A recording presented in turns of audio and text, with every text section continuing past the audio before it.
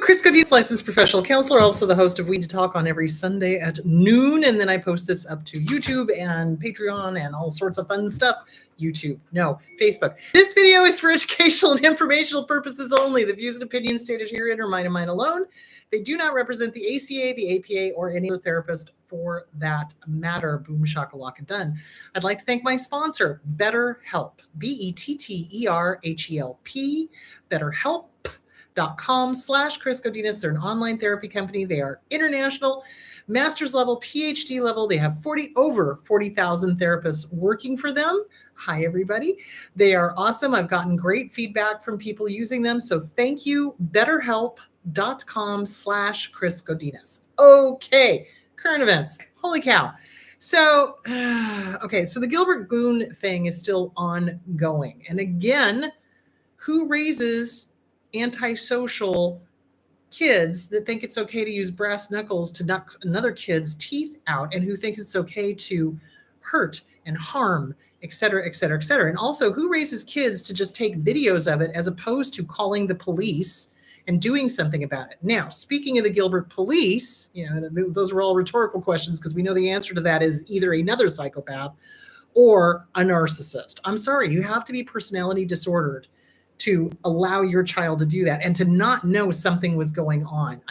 When people are like, oh, I didn't know. And I'm like, do you ask your kids questions? Are you involved in their lives? Do you play with them? Do you talk to them? Do you find out what their interests are? Do you know who their friends are? Do you know who they're hanging out with? Those are the questions that need to be asked. Anyway, the Gilbert Police Department investigative reporting on ABC 15 just came out that they are $2 million over budget, and they keep asking for more and more and more money. And their absolute response was, oh, well, we need it for personnel because of all the investigations that we're doing with the goons. Well, they didn't start investigating the goons until the community put pressure on them to investigate the goons. So that didn't happen until this year, like 2024. Yeah.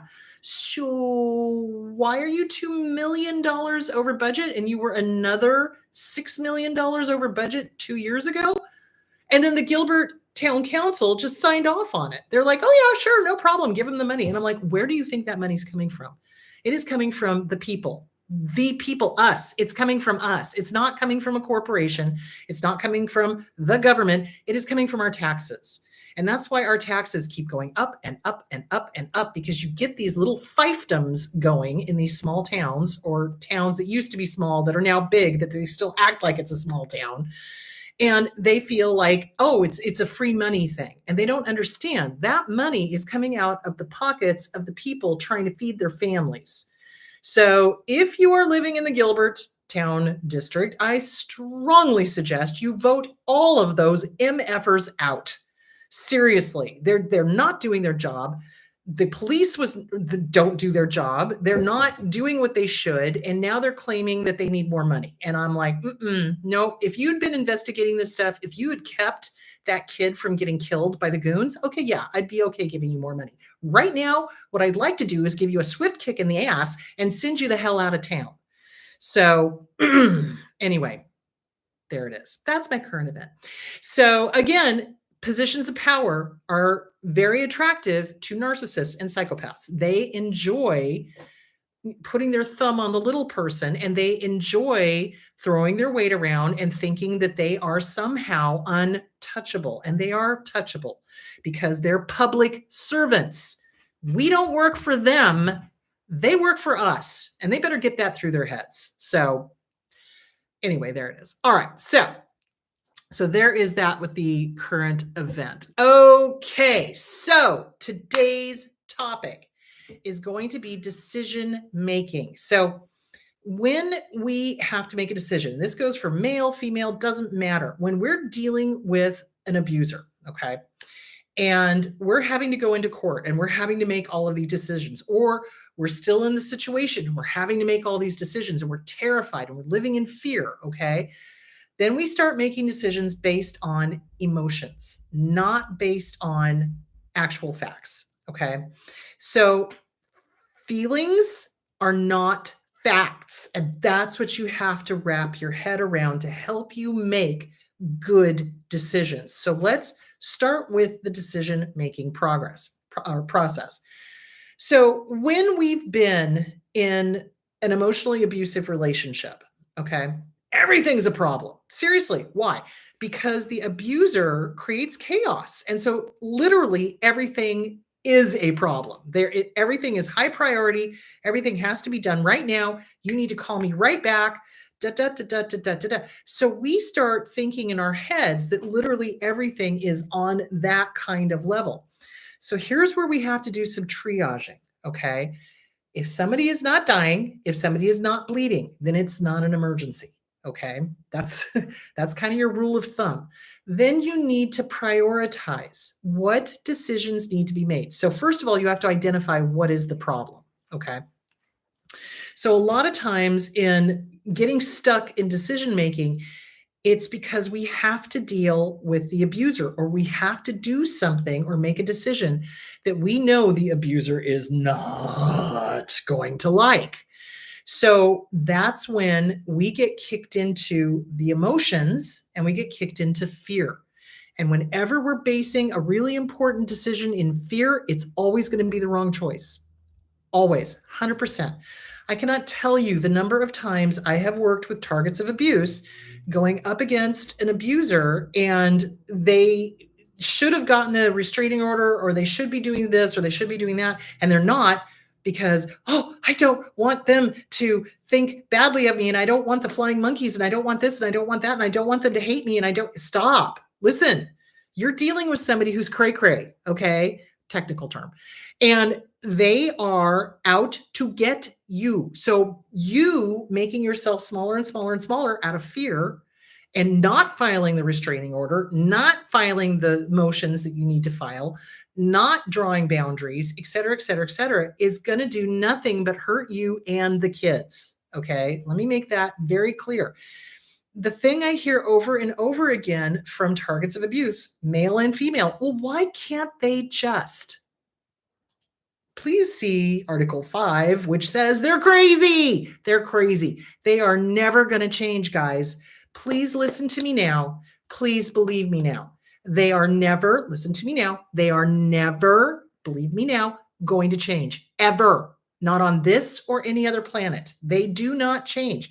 If they do change, it's because somebody's got eyes on them. That's the only time I have ever, these many years I've been doing this, seen an abuser change. They change as long as somebody's got eyes on them, when there's a restraining order out on them, if they're not a dark triad and they're just damned and determined to, try to harm you.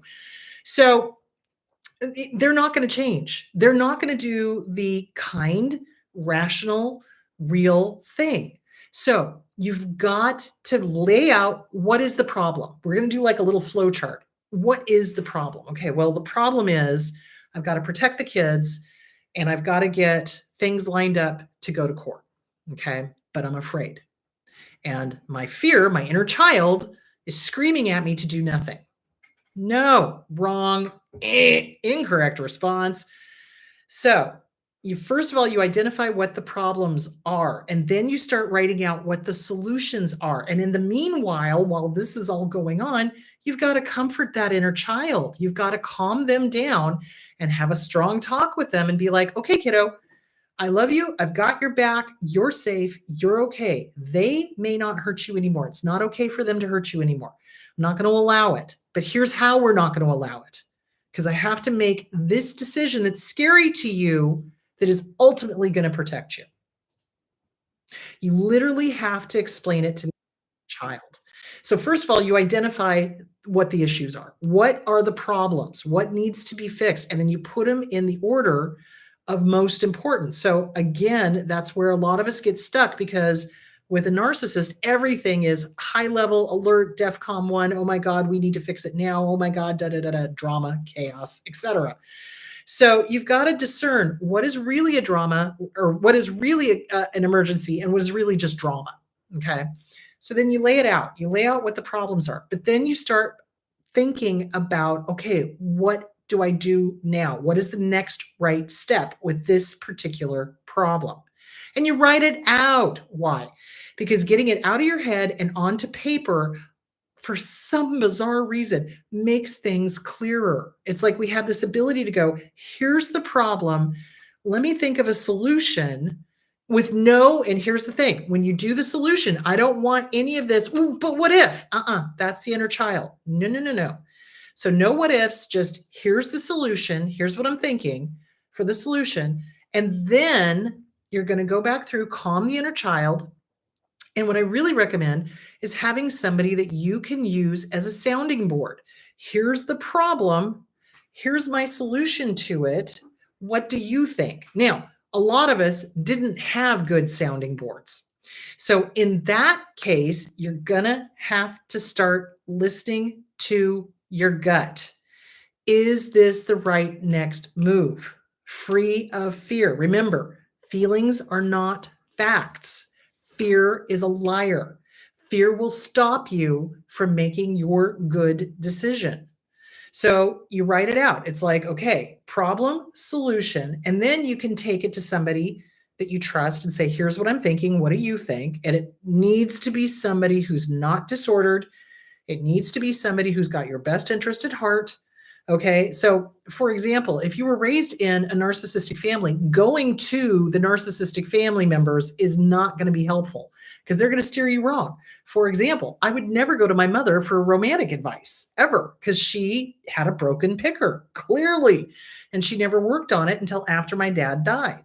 So, you don't go to somebody who's broken. You go to somebody who you trust, who you respect, and who can help guide you. So you start surrounding yourself with healthy people. That is of paramount importance. If you don't have friends and family that are healthy, then what you do is you start seeking out services that will guide you. So, for example, in Phoenix, we have the Fresh Start Women's Resource Center. So you can get a hold of an attorney for something like $15 to talk to them. Now, they can't represent you in court, but they can certainly talk through your decisions. Is this legal? Is this not legal? Should I do this? Should I not do this? Here's the paperwork. What do you think? It's a good idea. It really is. So, okay. So when we have to make a decision and it's going to trigger us horrifically because we're afraid of what the abuser is going to do. Okay. Again, you've got to calm that inner child. You cannot not make choices based on what the abuser is going to do. So here's the deal. There's 3 things in life that are absolutes and will never change. Sun always rises in the east. We're all going to die. And abusers are always going to be complete and total mother cluckers. Okay? They are never going to be kind. They are never going to be reasonable. They're never going to be in the child's best interest. They're never going to be in your best interest. So you have got to stop thinking that if you just don't do anything or make yourself as small as you possibly can, that they're somehow going to go away. Oh, no, no, no, no, no, no, no.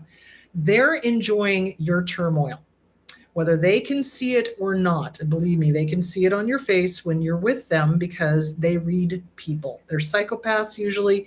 They read people. So they're enjoying your upset. They're enjoying your trauma, okay? And they'll just keep pushing and pushing and pushing and pushing and winding you up and winding you up and winding you up. No matter what you do, no matter how small you make yourself, okay? There is no point in time that you will ever be small enough that these people will go away. I'll tell you, when they do go away is when it's no fun for them. So what's fun for them is being sadistic, okay? What's not fun for them is having a previous punching bag stand up. No, and I mean it. I don't care. No. And you're going to stop. I'm going to make you stop. Do you see where I'm going? They don't like that. Now, will they huff and puff and threaten to blow the house down? Abso-freaking-lutely. Most of the time, it's hot air. They got nothing. Unless, caveat, you're dealing with a dark triad who is a stalker, who is a control freak, who's a psychopath, who's, the whole thing, narcissistic, et cetera, et cetera, et cetera. In which case, you are going to have to file a restraining order against them. So many people are like, oh, I don't want to do that. I don't want to be the bad guy. What will the kids think? Listen, the kids should not be involved in this at all. So you give them the basics, but you don't involve them in it, okay? Unless you have to. Now, when a restraining order is involved, you tell them, yes, there is a restraining order because it's not safe, because your dad or your mom is threatening us, period. And you leave it at that. They are going to try to do parental alienation, and they'll use the threat of that to keep you from doing decisions that are going to be in your best interest and in the child's best interest. They don't know the law like they think they do. So, and they'll come back and say, oh, well, I'm going to do this and I'm going to do that. I'll sue you for this and I'll do that. And, well, yeah, you can sue anybody, anytime, anywhere, for any reason in the United States. It doesn't mean it's going to not get thrown out.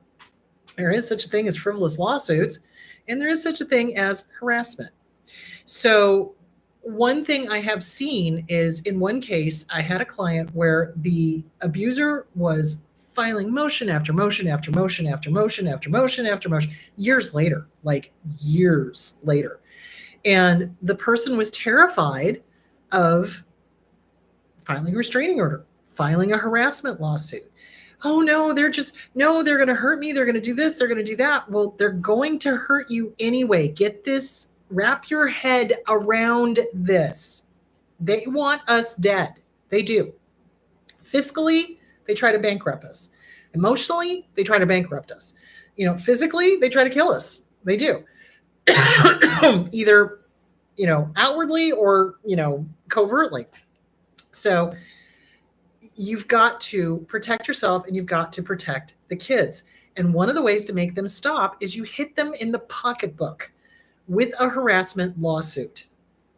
And you have all your evidence, all the millions of text messages, all the millions of phone calls, all the, the back and forth and this and that and the other thing. And yeah, so anyway, there is that.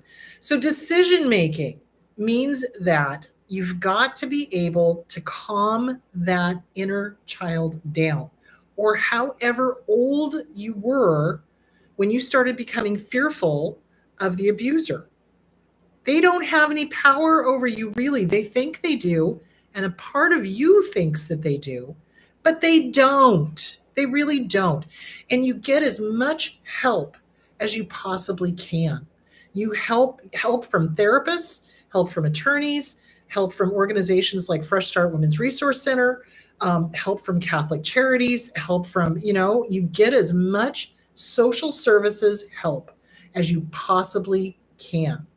So our decision making gets clouded when we get stuck in inner child, fear, all of that stuff. And you've got to calm it down. Now, all right, so is there a problem? Yes. Okay. What can I do about it? I don't know. Okay, stop. If you don't know, nobody else does. Take a deep breath. Who's that inner child who doesn't know? That's what's happening. So when people start doing the I don't know, I know I'm dealing with somebody who is working with an inner child right now. Because kids don't know. So you've got to take a deep breath. Okay, take a deep breath. Adult you is in charge. Let's just say you were talking to a friend. Let's just say that you were bouncing ideas off for a friend. What would you tell your friend if they were going through this situation? What would your solution be? Do you see where I'm going with that? There's ways you can get around the inner child. There's ways that you can get around that. I don't know. Okay. So let me pretend I am looking at this for a friend. A friend is going through this. Somebody I love is being harmed by this abuser. What would I tell her if she or he came to me and said, this is what's going on. I don't know what to do. Okay.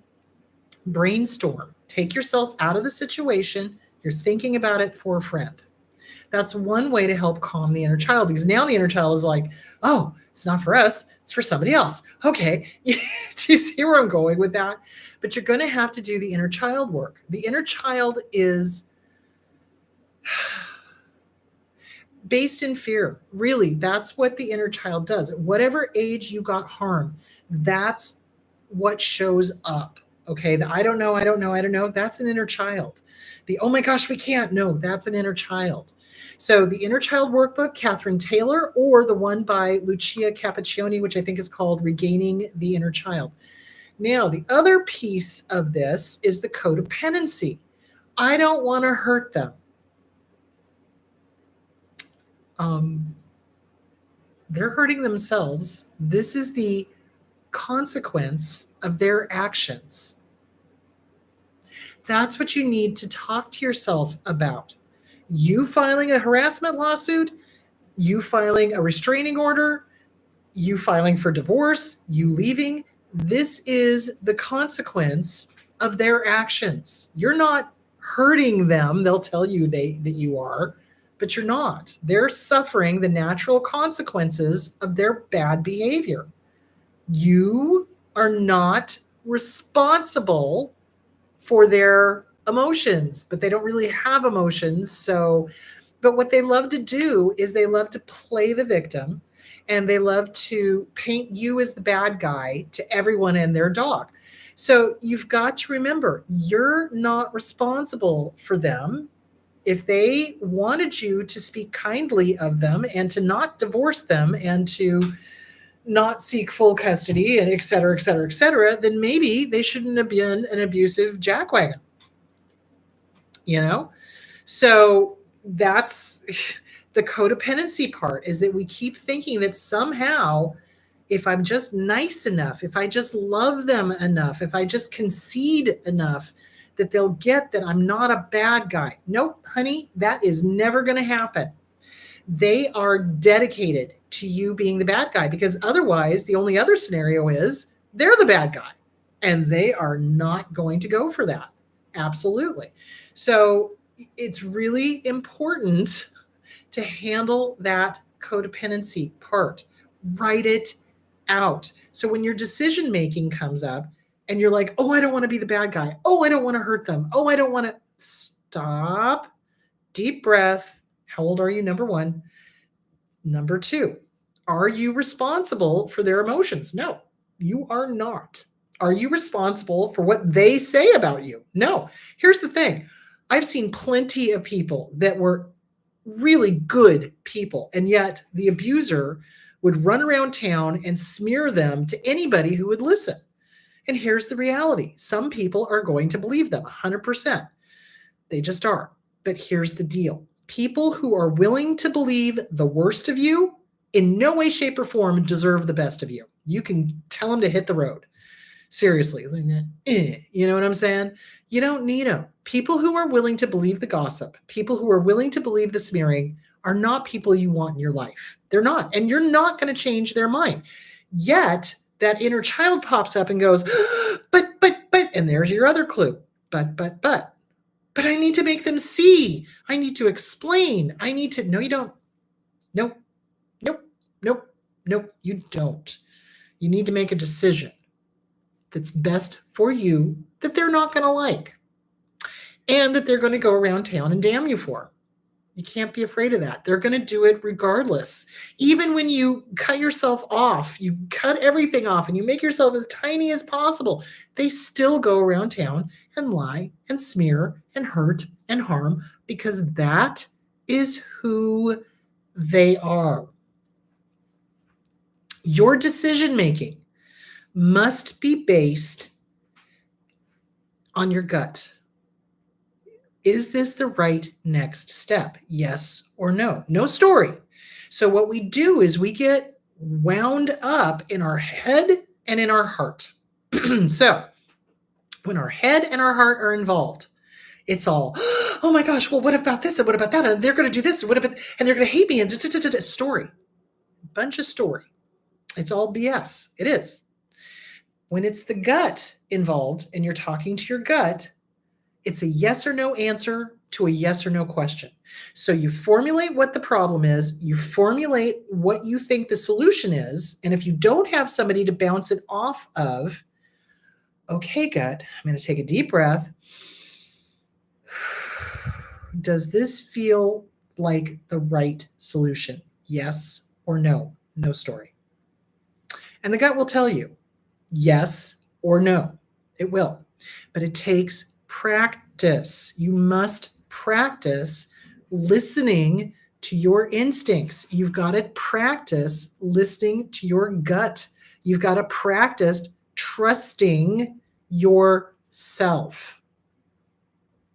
And this is where we get a really screwed up sense of ourselves from our abuser, is because their whole goal, the entire relationship, was to make sure we did not know who we were, what we wanted, where we were going, what we were thinking, et cetera, et cetera, et cetera. So, self-esteem workbook, Glenn Schiraldi. Work on the self-esteem. Know who you are. Super important. And you can do this even if it's a work in progress. You can do this even if you're still in the middle of the relationship. You can do this. Now, you want to keep all of this secret from your abuser. You do. You don't want them to see any of the books you're working on. You do not want to see them, your decision-making process, because if they see your decision-making process, they're going to come in and they're going to mess with your head and make you think you're doing it all wrong. So that's the other part of decision-making. You do not include your abuser in your decision-making progress or process. What I see people do way too often is they announce to the abuser, well, I'm thinking of divorcing you.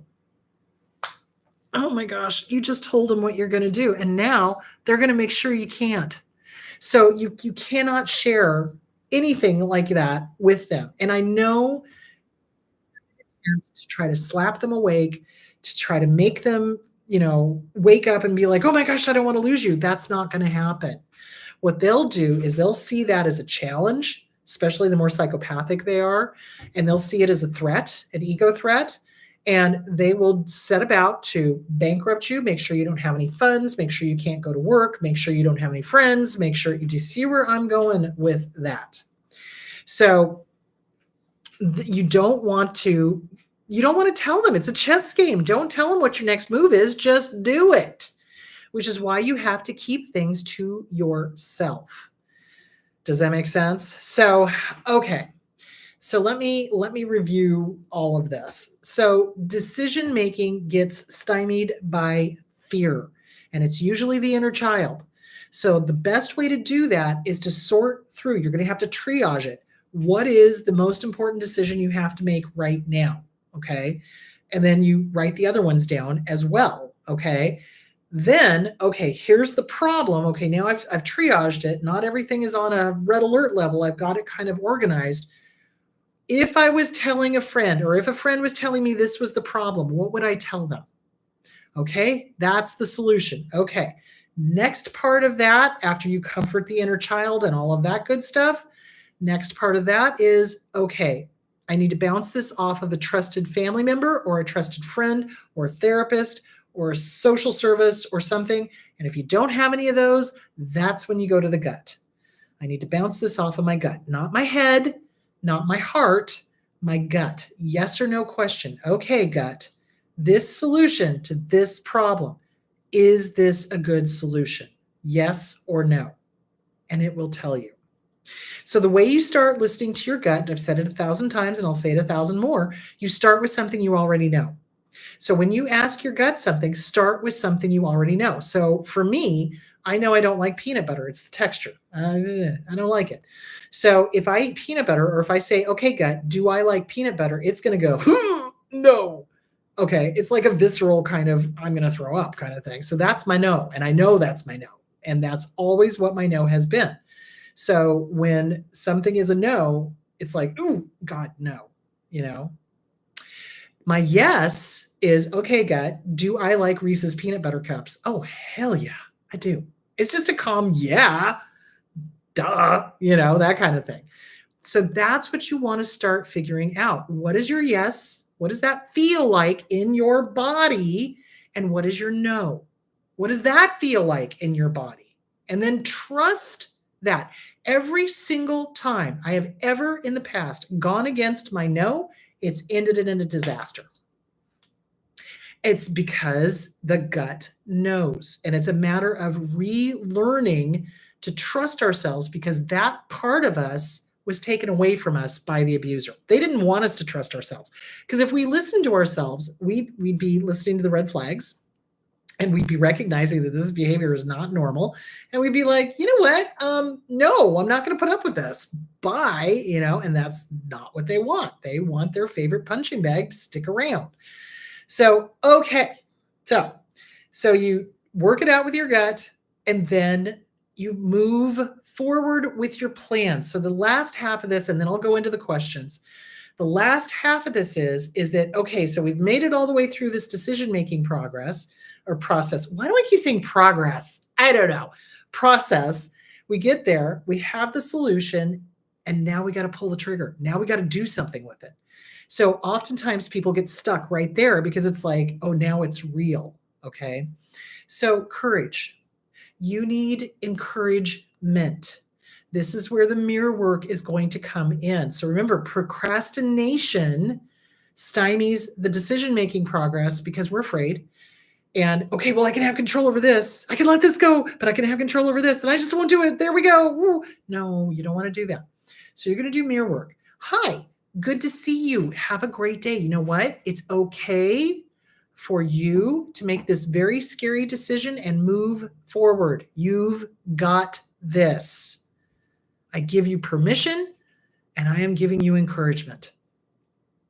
So you've got to encourage yourself, especially if you're out there on your own, because so many people are. They don't have healthy family or friends. They may not be able to afford a therapist. They may not be able to have access to social services. You've got to be your own cheerleader. You've got to give yourself encouragement. You can do this. Seriously, you've got to do that. So when I was doing Kung Fu years ago, and I had to take down a guy that was like 6'5" and 350 pounds, I gave myself a pep talk the whole time I was doing it. It was like the poor guy was just like, what are you doing? And I'm like, I'm giving myself a pep talk. Shut up. So it was like, I could do this. I could do this. I could do this. And I did. So really, it's like where your mind goes is where your body follows. So again, you've got to give yourself permission and encouragement and do the mirror work like crazy every chance you get. And when you do that first hard decision, pat yourself on the back. Good job. You did it. It was scary as hell, but you did it. Good job. Now let's go to the next one. Does that make sense? So that's what I want you guys to do. Okay, let's dive into the questions. Okay. Why does a narcissist get angry when you know things they don't know and then accuse you that you made it up? Oh, God. Okay. So narcissists are all about the ego. There is no there. Okay. They cannot stand the idea that somebody else knows more or has done more than they have. So you'll talk about something. It's kind of, what was the one? It had to do with NASA. So this scientist was giving a speech, and this guy walks up to her and goes, oh, well, you should really talk to, what was the name of the scientist? I can't remember. I'll have to try to find it and I'll post it. But, well, you should talk to this person because they wrote a book on it and da-da-da. And she moves her hair aside and she's like, I am that scientist. So they can't stand it, thinking that somebody knows more than they do because it's their ego. They are all ego. So they can't stand somebody else knowing more. And then to try to knock you down and make you second guess yourself, they'll be like, well, you're just making it up. And then you go and you pull up whatever. And then they're like, they'll find some other reason. So it's the ego thing. That's why they do that. The late narc mom got raging when I knew things, like everyday things, and she didn't. Yeah, it's the ego. So remember, when you are dealing with a disordered person that has narcissism, you are dealing with somebody who is operating on the level of maybe, and an 18-month-old to a 2-year-old. So 18 months to 24 months. Not very mature, not very cognizant, not very, so it's all ego. It's all ego. There is no there there. When I say there is no there there, I'm not kidding. There literally is no there there. It's all ego. It's all about me, me, me, I, more. I need to feel good about myself. I need to be the center of attention. I. That's all that's there. So yeah, if somebody does that, that's your cue to exit stage left. It's be like, okay, we're done. Bye-bye. And just don't even entertain them. It's whether it's your mom or whether it's, a friend or a boss or a boyfriend or whatever, they're showing you who they are and you don't need to deal with them because no matter what you say, they're going to try to find a way to make you wrong or they're going to try to find a way to make you doubt yourself or whatever. And that's not what you want. So yeah, that's why they do that. Okay. The narcissist interrupts constantly while busy with something important and tries to insert his importance over whatever the task is. How to stop them constantly demanding, serving them, boundaries are not landing. Well, boundaries are not going to land with them. They will not respect boundaries. They don't. That's who they are. So the only way to make that stop is for you to leave. Seriously, that's the only way. So narcissists I have seen get jealous and get angry when a baby comes into the family and they're mad that the spouse is paying attention to the child. And I've literally heard reports of them standing there having a full-blown temper tantrum and interrupting nap time or feeding time or diaper changing. Why are you always spending time with that kid? Why? I need attention. And it's like, because the kid is a baby and needs their diaper changed, you jackwagon, I mean, it's literally all about them. And they interrupt important tasks for a couple of reasons. One, they love to sabotage. They love to sabotage. And in fact, I think I want to talk more about that next week. So let's sabotage next week. And things to watch out for. And not just in relationships. This happens in offices. This happens. So when somebody's engaged in a really important task, the narcissist will come in and interrupt them, totally derail them, totally, where was I? What was I doing? What's the reason? So sabotage to keep that person from, being better than they are, to keep that person down, to keep that whatever. But I want to talk about sabotage. So when somebody does not listen to a boundary, if you've said, stop interrupting me, don't knock on the door, and they continue to do it, they're showing you who they are. They're showing you that they have absolutely zero respect for you, zero respect for boundaries, and they're sabotaging you. So the only way to make that stop, if you've already made them aware of it, if you've already said, look, I don't want you to bother me when in between the hours of 8 and 5 or whatever, and they continually do it, they're showing you who they are. The only way to make that stop is to leave.